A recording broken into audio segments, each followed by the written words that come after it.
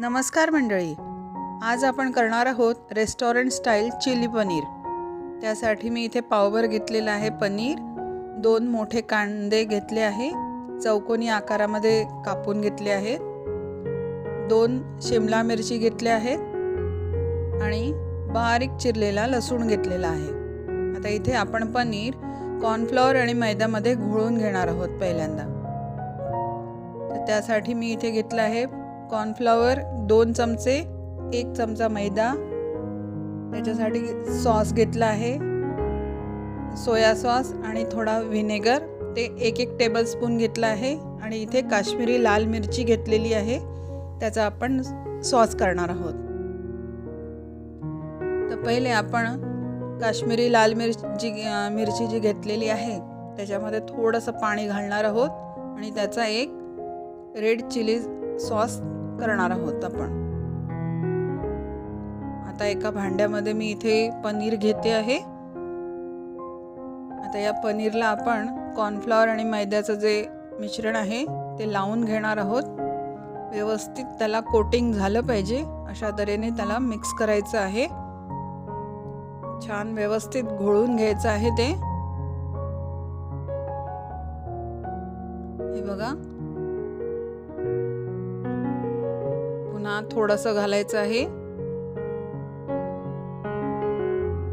प्रत्येक क्यूबला व्यवस्थित कॉर्नफ्लोअर लागलं पाहिजे, म्हणजे ते तळताना छान खरपूस तळल्या जातील हे पनीर।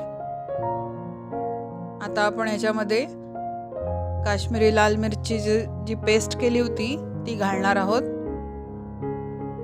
तुम्हाला जर का तिखट हवं असेल तर तुम्ही साधी लाल मिरचीची पावडर सुद्धा घालू शकता,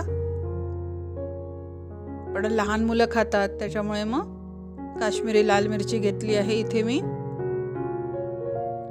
काश्मीरी लाल मिरचीचा रंग फार छान येतो त्यासाठी घेतलेली आहे इथे।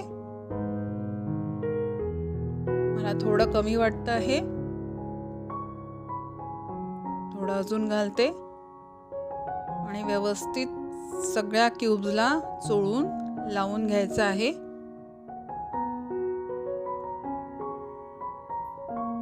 नंतर आपण याला डीप फ्राय करणार आहोत, 1 ते 5 मिनिटं आपण याला बाजूला ठेवणार आहोत। आता आपण 5 मिनिटानंतर हे पनीर सगळं तळून घ्यायचं आहे, व्यवस्थित शॅलो फ्राय करायचं आहे।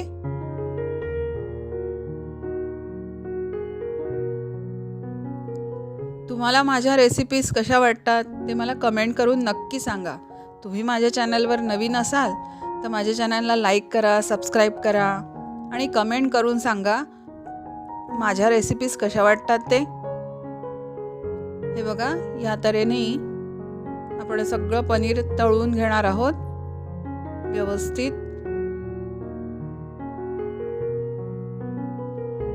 गॅस मध्यम आचेवरच ठेवायचा आहे। हे बघा, व्यवस्थित छान तळल्या गेलं आहे पनीर। परफेक्ट चिली पनीर करण्यासाठी व्हिडिओ शेवटपर्यंत नक्की बघा। हे बघा, आता आपण इथे हे पनीर व्यवस्थित तळून घेतलेलं आहे। हे बघा, आता आपण याच्यातलं तेल काढून घेणार आहोत आणि थोडंसंच तेल ठेवायचं आहे कढईमध्ये, बाकीचं तेल बाजूला काढून घेतलेलं आहे। इथे मी 1 चमचा तेल घालून घेतलेला आहे आणि आता गॅस मोठा करायचा आहे आणि आता याच्यात घातलेला आहे कांदा। गॅस मोठाच ठेवायचा आहे, व्यवस्थित असा धुरकट त्याला स्वाद लागला पाहिजे, स्मोकी फ्लेवर आला पाहिजे, त्याच्यासाठी गॅस मोठाच ठेवायचा आहे आणि भराभर ढवळायचं आहे। त्यातच आपण आता घालणार आहोत शिमला मिरची।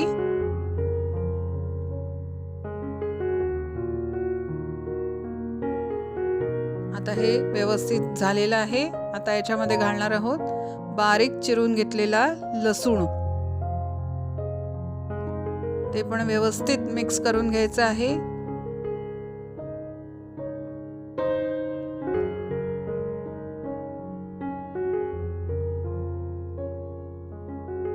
हे बघा व्यवस्थित झालेलं आहे.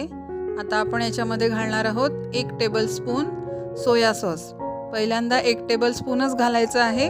वाटलं तर नंतर आपण थोडं घालू शकतो.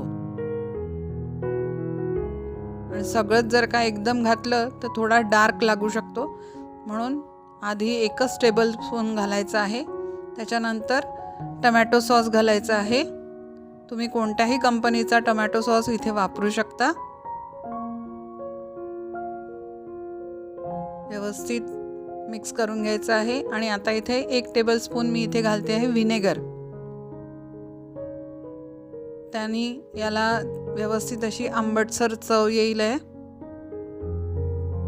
हे बघा मस्त रंग आला आहे. आता आपण याच्यामध्ये कॉर्नफ्लॉवर आणि मैदा जो आपला उरलेला होता त्याच्यामध्ये थोडं पाणी घालून त्याचा व्हाईट सॉस याच्यामध्ये घालणार आहोत. थोडं थोडं करून घालायचं आहे, कारण हे लगेच घट्ट व्हायला येतं. व्यवस्थित ढवळायचं आहे. कॉर्नफ्लॉवर घातल्यानंतर व्यवस्थित सारखं ढवळत राहायचं आहे, कारण कॉर्नफ्लॉवर लगेच कढईला लागतं. हे बघा कसा मस्त सुंदर रंग आलेला आहे. आता आपण याच्यामध्ये पनीरचे क्यूब घालून घेणार आहोत. व्यवस्थित ढवळायचं आहे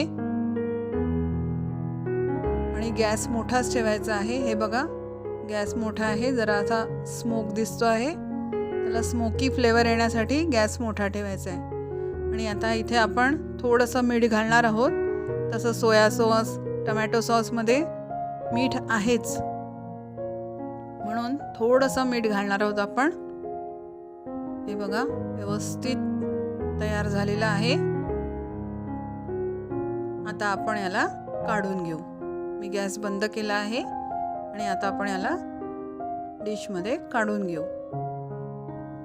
मस्त गरमागरम रेस्टॉरंट स्टाईल चिली पनीर तयार. असं मी याला गार्निश करून घेते आहे. हे बघा आपलं चिली पनीर तयार झालं.